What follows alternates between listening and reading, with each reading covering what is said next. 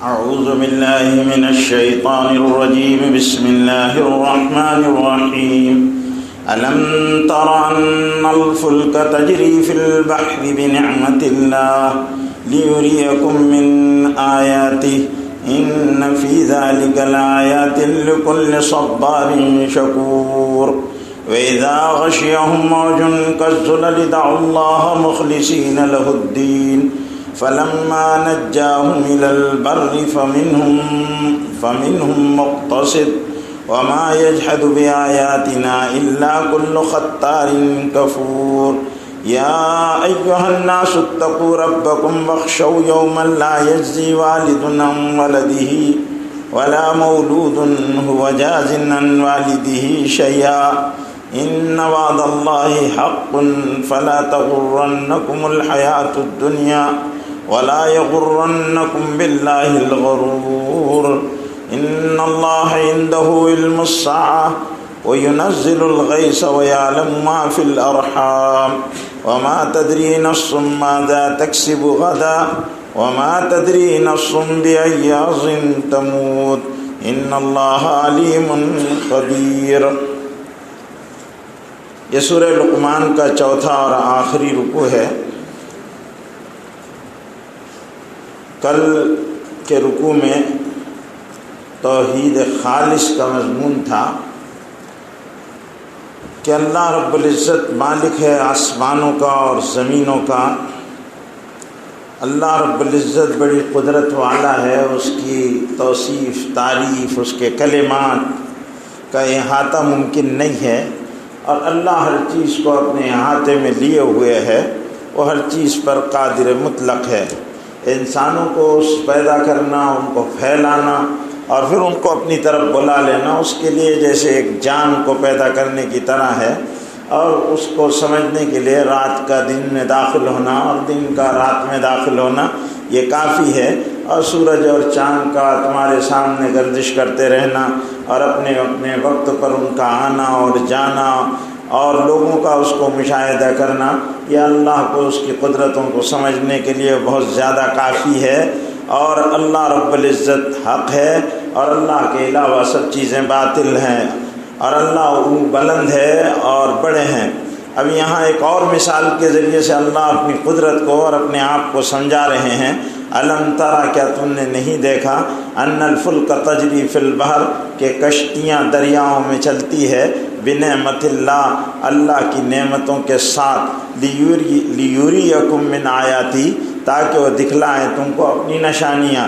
ان فی ذلک لآیات, بلا شبہ اس میں نشانیاں ہیں, لکل صبار, بہت زیادہ صبر کرنے والے اور بہت زیادہ شکر کرنے والوں کے لیے. وَإِذَا غَشِيَهُمْ مَوْجٌ, اور جب ان کے اوپر سائبان بن کر, کالظلل, سائبانوں کی طرح موجیں ان کے اوپر اٹھتی اور چھا جاتی ہیں, تو دعوا اللہ مخلصین لہ الدین, تو وہ اللہ کو بڑے اخلاص کے ساتھ پکارنے لگتے ہیں. فلما نجاہم الی البر, اور جب اللہ ان کو نجات دے دیتا ہے, دریا سے نکال کر خشکی پر پہنچا دیتا ہے, فمنہم مقتصد, تو ان میں اعتدال پر بہت کم لوگ رہتے ہیں. وما یجحد بآیاتنا, اور ہماری آیتوں کا انکار نہیں کرتا ہے مگر کل ختار, جھوٹا بڑے درجے کا, کفور بڑے درجے کا ناشکرا.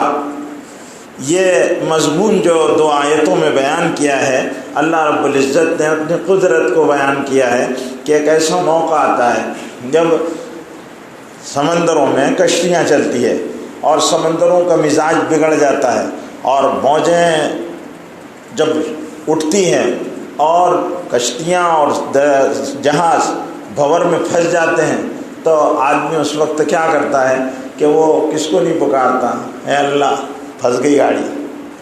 کس کو پکارتا ہوں, اللہ کو پکارتا ہے اور اللہ کی طرف رجوع کرتا ہے اور بڑے اخلاص کے ساتھ اللہ کو پکارتا ہے. تو اللہ تعالیٰ انسانوں کی نفسیات کہ جب تمہاری پھنستی ہے تو ہم کو پکارتے ہو, اور جب تم پھنسی ہوئی سے نکل جاتے ہو تو ہم کو بھول جاتے ہو. انسان کی پھنستی ہے تو کس کو, اللہ تو ہی, اللہ کس کو, کوئی نہیں. اب بھیونڈی والے پھنسی ہوئی ہے بھیونڈی والوں کی, تو کیا کریں گے, بڑے بڑے کارخانے والوں کے کارخانے بند ہیں تو اللہ، اور جب کارخانوں میں تیزی آتی ہے تو ماشاء اللہ اللہ کو بھول جاتے ہیں، جب پھنستی ہے تو اللہ کی طرف، اور جب اللہ کو بھول جاتے ہیں۔ یہ انسانوں کا مزاج اللہ پیدا کرنے والے نا وہ جانتے ہیں، انسان کی اچھائی کو بھی اور اس کی برائی کو بھی، اس کی کمزوریوں پر بھی اللہ کی نظر ہے۔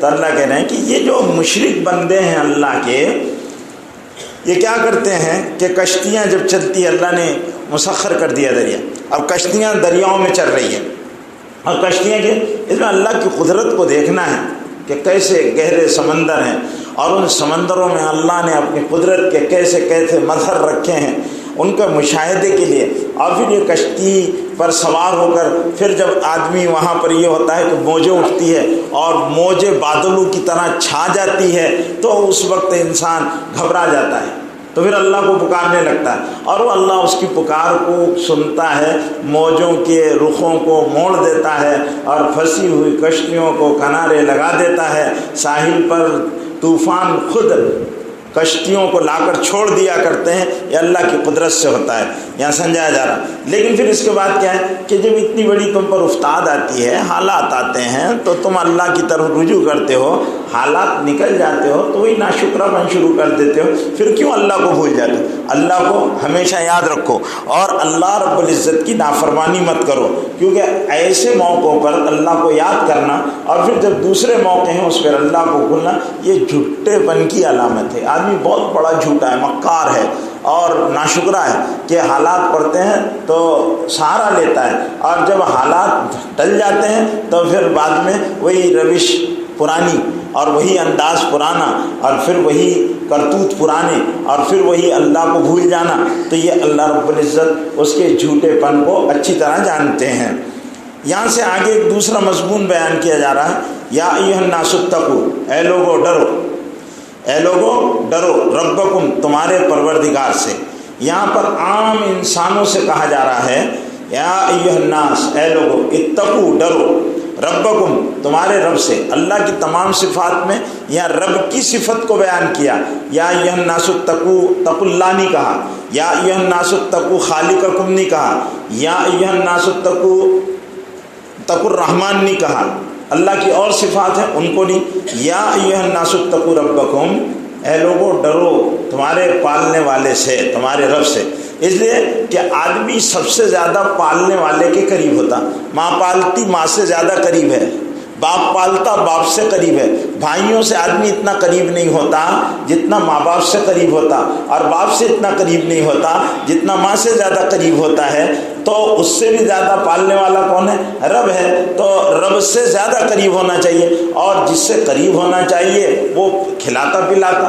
تو اب ماں کھلاتی پلاتی ہے تو ماں کے پاس ڈر نہیں رہتا، ابا سے تو ذرا ڈرتا، اماں سے نہیں ڈرتا۔ عام طور پر کیا ہوتا ہے کہ انسان ابا سے ڈرتا، اماں سے نہیں ڈرتا۔ اماں سے کیوں نہیں ڈرتا؟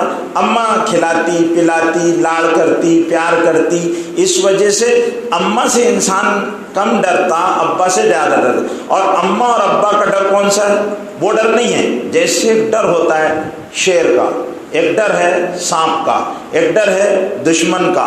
اس کا ڈر، یہ ڈر الگ ہے، اس ڈر میں خوف ہے، اس ڈر میں آدمی ڈرتا ہے کہ شیر ہے تو مار ڈالے گا، اور سانپ ہے تو ڈس لے گا، اور دشمن ہے تو نقصان پہنچا دے گا۔ اس میں ضرر کا اندیشہ ہوتا ہے۔ اور اللہ سے ڈر میں جیسے ماں سے ڈر اور باپ سے ڈر میں کیا نہیں ہوتا؟ خوف نہیں ہوتا۔ ابا کا ڈر تو ہے لیکن کیا ہے؟ ابا کا ڈر ابا کی محبت عظمت کی وجہ سے، اماں کا ڈر اماں کی عظمت، اماں کی ہیبت، اماں کے پیار کی وجہ سے، اماں کے احسانات کو جانتا۔ تو اماں سے کیسا ڈر رہا ہے آدمی؟ ان کی ہیبت کی وجہ سے ڈر رہا، اماں کے پیار کی وجہ سے ڈر رہا۔ میری اماں ہے تو ان کا ڈرنا، ان سے ڈرنا۔ ابا سے بھی ڈر رہا۔ تو یہاں خوف والا ڈر نہیں ہے، بلکہ یہاں جو ڈر ہے وہ اس میں ہیبت ہے، عظمت ہے، پیار ہے، عقیدت ہے، احترام ہے، جذبہ ہے، وہ ڈر۔ تو جب ماں باپ کا اور انسانوں کا جو ڈر ہے، آدمی ان کی کا لحاظ کرتا ہے، احترام کرتا ہے، اکرام کرتا ہے۔ تو اسی طرح اللہ کہہ رہے ہیں کہ میرے بندو ماں باپ سے زیادہ میرے احسانات تم پر ہیں. میرے ابا کا کام ختم، اماں کا کام دودھ پلانے کے بعد ختم.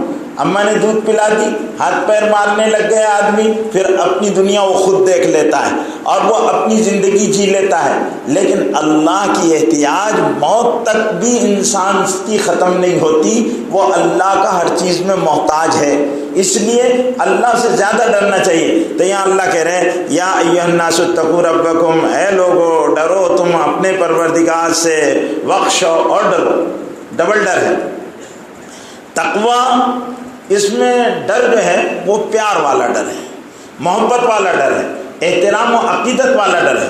واخشوا اور پھر خشیت کا اس میں ڈر جو ہے یہ بڑا سخت قسم کا ڈر ہے، جس کے بارے میں یہاں اللہ سے ڈرنا نہیں ہے. واخشوا یومن، پہلا اللہ سے ڈرنا ہے اور دوسرا ایک انجام سے ڈرنا ہے. واخشوا یومن، ایک ایسے دن سے ڈرو لا یجزی والد عن ولدی، نہیں بدلہ دے گا باپ اپنے بیٹے کی طرف سے.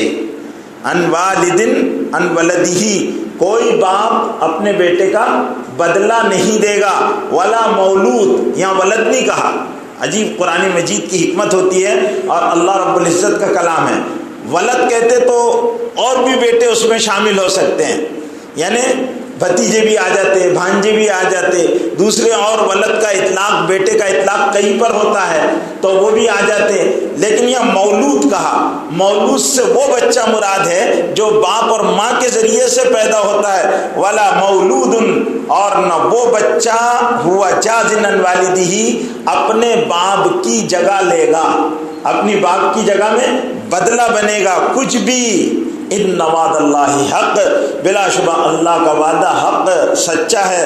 فلا تغرنکم الحیات الدنیا، تم کو ہرگز دھوکے میں نہ ڈالے دنیا کی زندگی.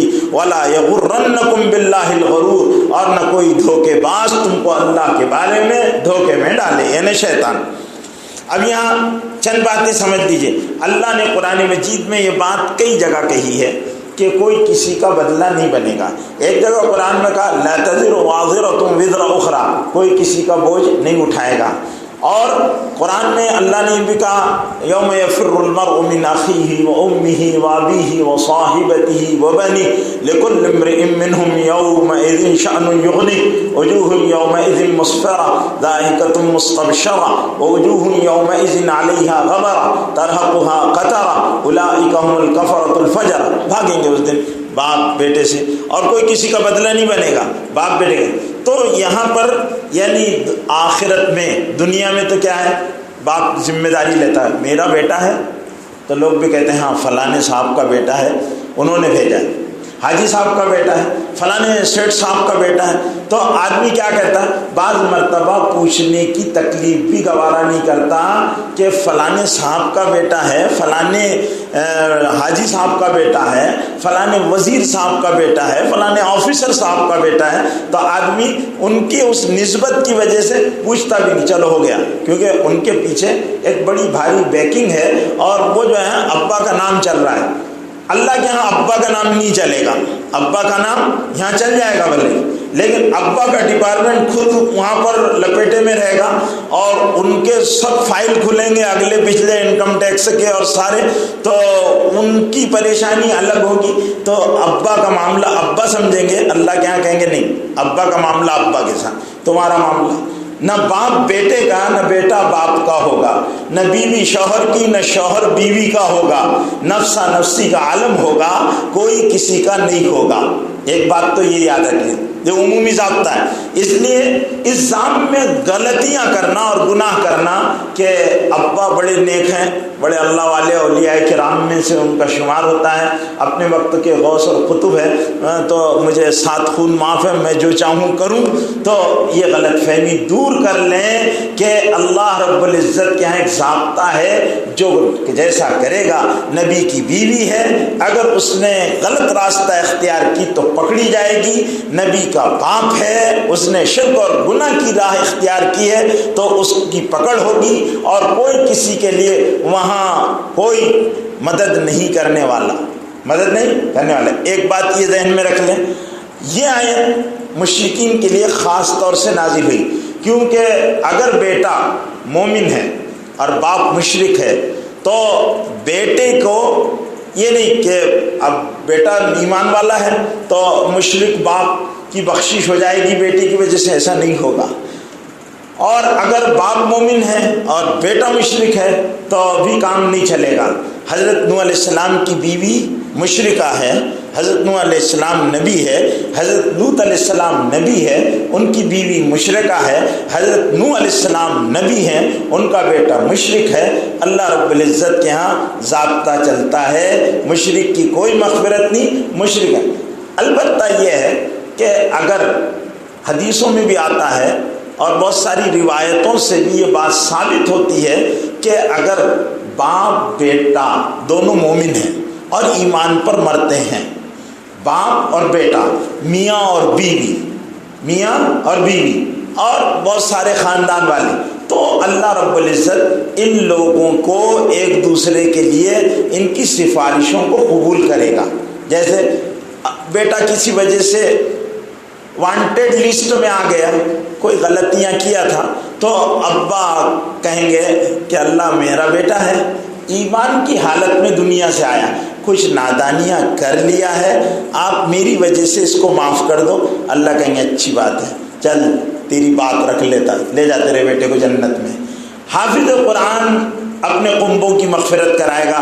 حاجی کے بارے میں آتا ہے کہ 400 لوگوں کو جہنم جن پر فرض ہو گئی تھی، واجب ہو گئی تھی، جہنم میں ڈال دیا گیا تھا، ان کو حافظ قرآن اور حاجی صاحبان، لیکن حاجی صاحب حاجی ہونا چاہیے بھائی، ہاں حاجی صاحب کیا ہونا چاہیے؟ حاجی ہونا چاہیے۔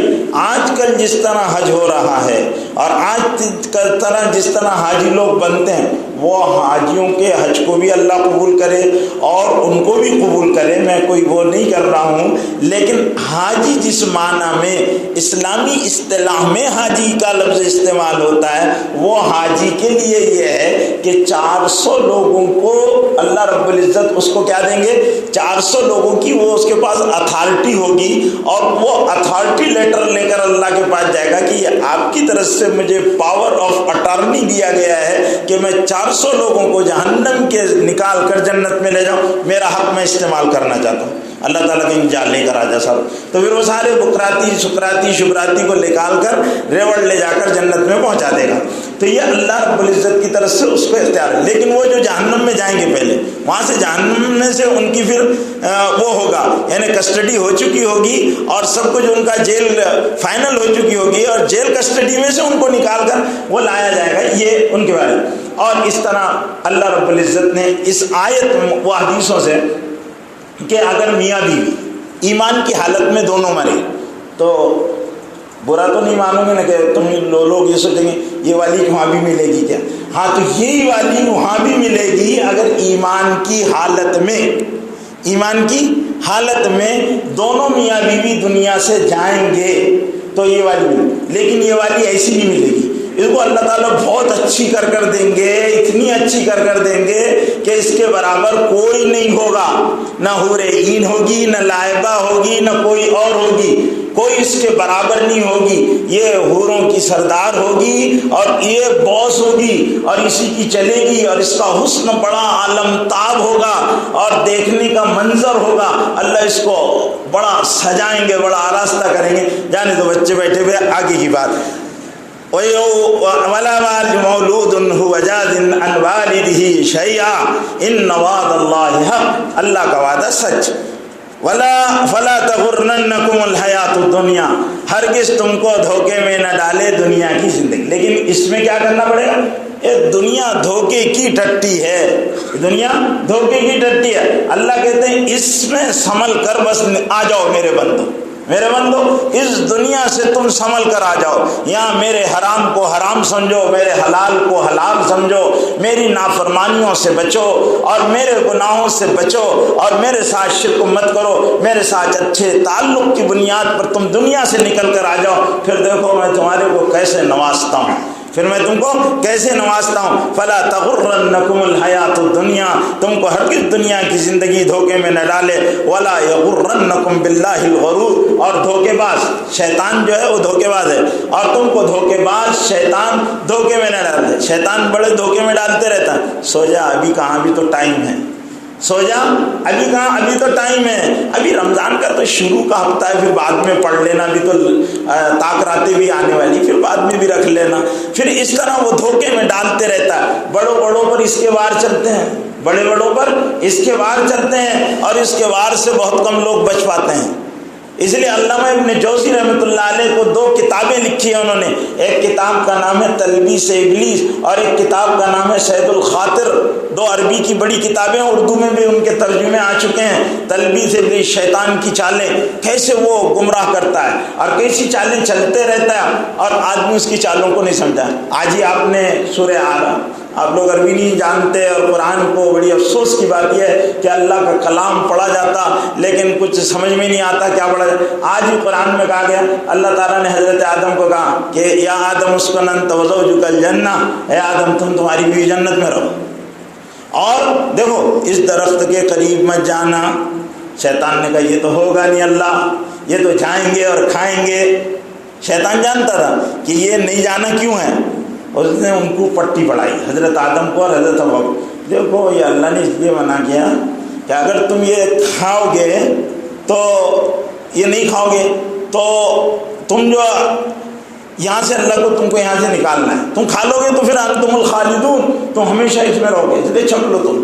پھر تو یہاں جیسی انہوں نے کھایا، اللہ رب العزت نے کیا کیا، جنت کا لباس نکال دیا ان کا. اور تفیقہ یخصفان علیہما من ورق الجنہ، وہ دونوں جنت کے پتوں کو اپنے اوپر، کیونکہ انہوں نے ایک دوسرے کے سطر کو دیکھا نہیں تھا.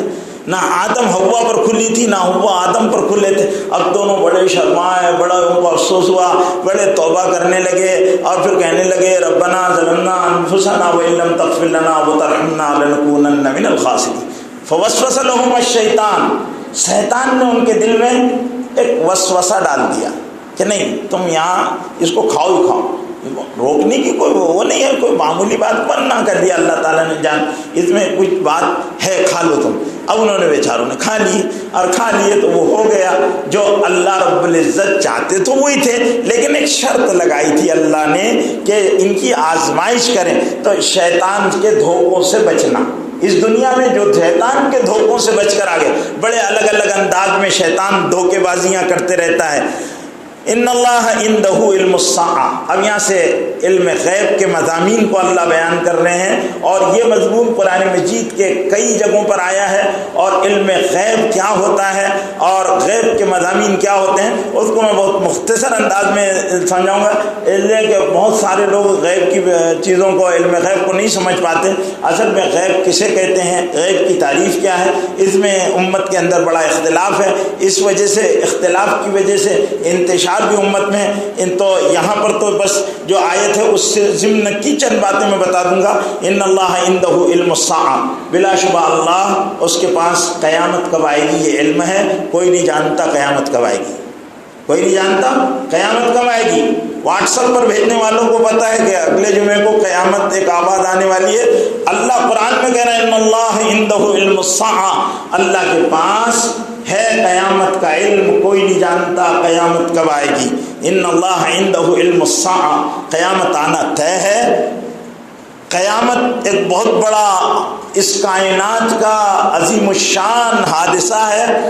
جب اللہ رب العزت قیامت قائم کریں گے تو اذا زلزلت الارض زلزالها، زمین کو زلزلہ ہوگا.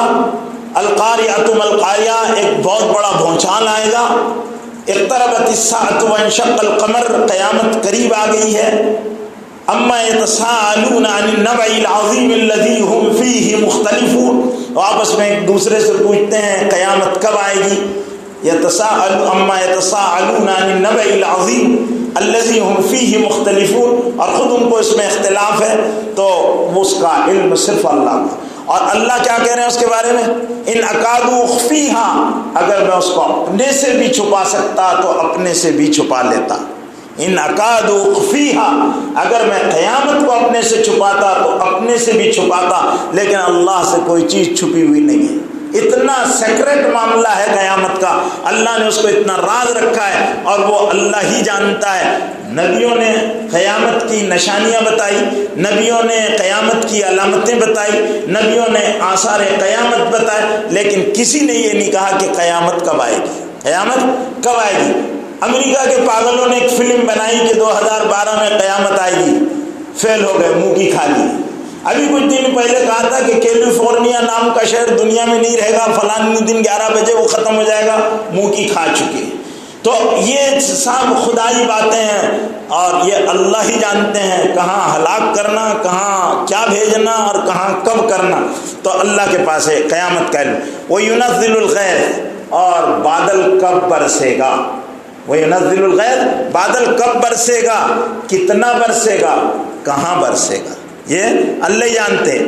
تو آپ کہیں گے موسم کے ماہرین کہتے ہیں، موسم کے ماہرین 100 جھوٹ میں سے 100 جھوٹ بولتے، اس میں سے ایک ان کی صحیح ہو جاتی۔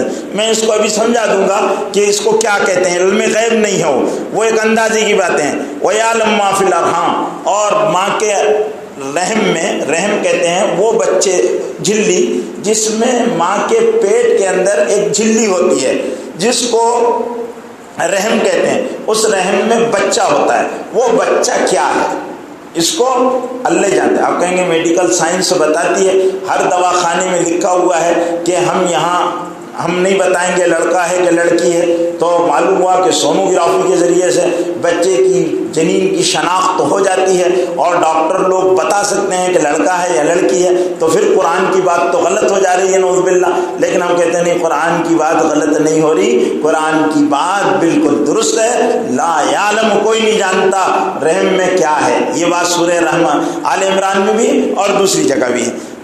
وما تدری، میں بھی اس کو بتا دوں گا آپ کو کیا چیز ہے۔ وما تدری نفس ماذا تکسب غدا، اور نہیں جانتا کوئی آدمی کہ کل وہ کیا کمائے گا۔ آج کمایا کیا وہ تو سب کو معلوم ہے، کسی نے 100 کمایا، کسی نے 200 کمایا، کسی نے 1000 کمایا، کل کیا کماؤ گے کوئی نہیں جانتا، اللہ جانتے کل کیا کرو گے۔ کمانے کا مطلب کل کیا کرو گے، آج جو کچھ کیا معلوم ہے، کل کیا کرو گے کل کی خبر کسی کو نہیں، پل کی خبر نہیں تو کل کی خبر تو بہت بڑی بات ہے، کل کی خبر دور کی بات ہے، پل کی خبر نہیں۔ وما تدری نفس بأی ارض تموت، اور نہیں جانتا کوئی انسان بأی ارض تموت، کس زمین میں جا کر مرے گا، کس زمین میں جا کر مرے گا۔ بأی ارض تموت ان اللہ علیم خبیر، اور بلا شبہ اللہ بہت جانتے بہت باخبر ہے۔ یہ اس کے علاوہ ایک جگہ وَعِندَهُ مَفَاتِيحُ الْغَیْبِ، اللہ کے پاس غیب کی چابیاں ہیں، لا یعلمہ الا اللہ، اللہ کے سوا اس کو کوئی نہیں جانتا۔ ایک جگہ بتایا کہ 5 چیزیں ایسی ہے اللہ کے علاوہ کوئی نہیں جانتا، وہ 5 چیزیں یہاں ذکر کر دی گئی ہے، اور اس طرح اور کئی جگہ قرآن مجید میں ہے۔ تو تھوڑا سا آپ لوگوں کے لیے بہت علمی باتیں اور بہت تحقیقی باتیں نہیں، موٹی بات 2 چیزیں، ایک ہے علم غیب، غیب کا علم، اور ایک ہے انباء الغیب، غیب کی خبر۔ خبر کوئی چیز واقع ہو جانے کے بعد یا واقع ہونے سے پہلے اس کی معلومات دینا، اس کو کہتے ہیں نبأ الغیب، غیب کی خبر۔ انبیاء علیہ الصلوۃ والسلام نے انباء الغیب بتائی، غیب کی خبریں بتائی ہے، اور اللہ رب العزت غیب کے عالم ہیں۔ عالم الغیب صرف اللہ ہے، لا یعلمہ الا اللہ، اللہ کے سوا غیب کی باتوں کو کوئی نہیں جانتا۔ ہاں اللہ رب العزت نے جو باتیں نبیوں کو بتا دی غیب کی، وہ باتیں نبیوں نے بتا دی امتیوں کو، تو وہ انباء الغیب ہے۔ وہ کیا ہے؟ انباء الغیب، غیب کی خبریں ہیں۔ غیب اسی لیے نبی کے معنی کیا ہوتے ہیں؟ غیب کی باتیں بتانے والا، پوشیدہ باتیں بتانے والا۔ غیب کسے کہتے ہیں؟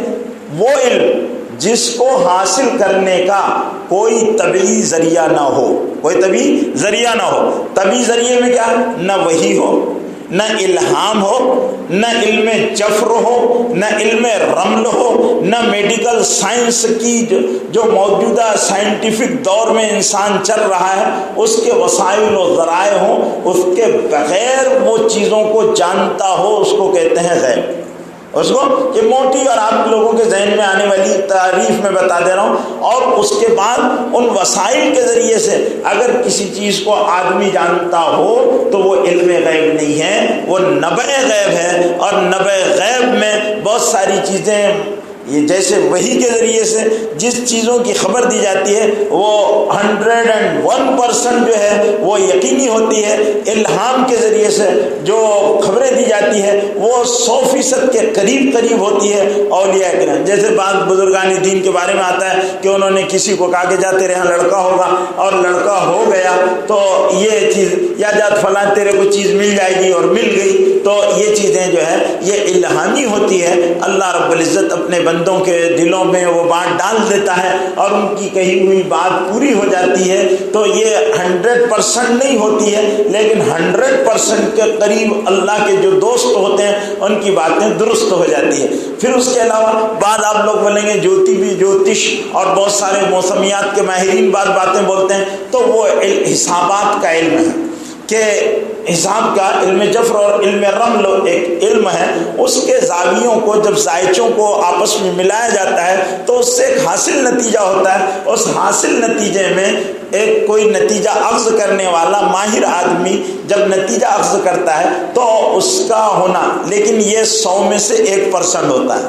یہ 100 میں سے 1% ہوتا ہے. اس کو انباء الغیب کہتے ہیں. یہ ممکن ہے. اب جو آج سونوگرافی کے ذریعے سے، تو یہ ابتدائی مرحلے میں نہیں، یہ بچے کی جب جنین کی شکل بن جاتی ہے، جب بچے کی شکل بن جاتی ہے اور اس کی شکل کمپلیٹ ہو جاتی ہے، اس کے بعد ہی سائنس بتاتی ہے کہ کیا ہے. اس کے بعد بتاتی ہے. اس سے پہلے سائنس آج بھی، مشینیں آج بھی بتانے سے قاصر ہے، وہ نہیں بتا سکتے. جب اس کی شکل بنتی ہے پھر سونوگرافی کے ذریعے سے اندر کے احوال کو معلوم کر پھر اس کی جنین کی شناخت کی جاتی ہے. اس سے پہلے ممکن نہیں ہے. اللہم صلی علی سیدنا شفیعنا و حبیبنا و نبینا و مولانا محمد مبارک وسلم. ربنا ظلمنا انفسنا وان لم تغفر لنا وترحمنا لنکونن من الخاسرین. اے اللہ ہمارے گناہوں کو معاف فرما دے. اے اللہ یہ رحمت کا عشرہ رخصت ہو رہا ہے. اے اللہ ہم غفلت و عصیان میں پڑے ہوئے ہیں. اے اللہ ہماری بھول کو معاف فرما دے. اے اللہ تیرے تعلق کی کمی کو معاف فرما دے. اے اللہ تیری معرفت حقہ عطا فرما دے. اے اللہ اپنا بھلا بندہ بنا لے. اے اللہ اپنا بھلا بندہ بنا لے. اے اللہ اپنا بھلا بندہ بنا لے. اے اللہ ہم سے راضی ہو جا. اے اللہ تیری مرضی پر چلنا آسان فرما دے. اے اللہ تیری نامرضیات سے حفاظت فرما لے. اے اللہ ہمارا دین دنیا دونوں بنا دے. اے اللہ ہمیں عافیتیں عطا فرما دے. ہمارے بیماروں کو صحت دے دے. ہمارے پریشان حالوں کی پریشانیوں کو دور فرما دے. اے اللہ دنیا آخرت کی کامیابیاں عطا فرما. اے اللہ تیرے حبیب مصطفیٰ صلی اللہ علیہ وسلم کی قبر اطہر پر رحمتیں نازل فرما. اے اللہ حضور پاک صلی اللہ علیہ وسلم کے اصحاب کو، اولاد کو، ازواج کو، بنات کو، اے اللہ ان کے اولادوں کو، اے اللہ بہترین جزا اور بدلہ عطا فرما. تمام بزرگان دین اولیاء کرام کی قبروں پر رحمتیں نازل فرما. ان کو بہترین جزا اور بدلہ عطا فرما. اے اللہ مساجد کی، مدارس کی، مراکز دینیہ کی، دین والوں کی، اے اللہ اور سارے ایمان والوں کی، ہر طرح سے، اوپر سے، نیچے سے، دائیں سے، بائیں سے، اے اللہ آگے سے، پیچھے سے، اے اللہ خفیہ اور کھلے اور چھپے فتنوں سے، اے اللہ ہر چیز سے حفاظت فرما. اے اللہ مہلک امراض سے محفوظ فرما. اے اللہ محض اپنے فضل و کرم سے اپنے نبی پاک صلی اللہ علیہ وسلم کی برکتوں سے دعا کو قبول فرما. ربنا تقبل منا انك انت السميع العليم وتب علينا انك انت التواب الرحيم. وصلى الله تعالى على النبي الامي الكريم وعلى اله وصحبه اجمعين. آمين برحمتك يا